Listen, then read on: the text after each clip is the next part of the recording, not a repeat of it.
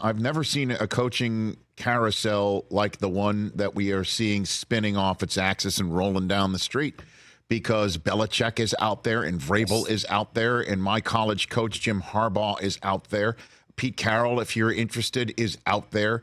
I mean, so on and so forth. So it makes sense to throw Mike Tomlin's name in the mix. Is there any way one of the NFC East teams that got one and done, and not only that, but neither team even held a lead in getting one and done in the wild card weekend, either one of those teams, maybe because of who's out there, willing to blow up their current situation? I'm going to rewind again by 3, 4, 5 weeks when we didn't know what the Patriots were going to do. And I think the end of the season, the way that it concluded, was one of the big factors. That they had gone on a tear and they had won 4 in a row to finish up, maybe things would have been different. But once the idea began to be even discussed, entertained, considered in New England, one of the realities that the Patriots were facing was a fear, or at least a concern, a realization that if they move on from Bill Belichick and they set this up where he can go anywhere he wants, there's a chance he goes straight to Dallas if Mike McCarthy fails to get the Cowboys back to the NFC Championship again. And that streak continues. It's amazing. First 30 Super Bowls, 16 times the Cowboys played in the game to get to the Super Bowl. Since then, 28 years, 0. That streak obviously continues, and that's what opens the door to Jerry Jones possibly saying, I'm going to reset. Mike McCarthy has 1 year left on his contract as well. I'm going to move on. Bill Belichick is available. You know, a lot of times we overcomplicate things. I think this is pretty simple. One of the great coaches of all time is available for anyone who wants him. How does that not become a factor in how you assess your current coach, especially if you have a playoff-ready roster that you can dangle for that coach? It's one thing to think about the non-playoff teams where there would be some sort of a rebuild. You got Bill Belichick walking right in and taking over the Cowboys, or maybe the Eagles after what happened last night and after what happened the final 7 games of the season. I think after they got beat by the 49ers, they kind of checked out a little bit. They realized it's not our year. And Coach Nick Sirianni never properly snapped them out of it. And it just continued. And I think we're on Mike McCarthy watch in Dallas, and we're on Nick Sirianni watch in Philly.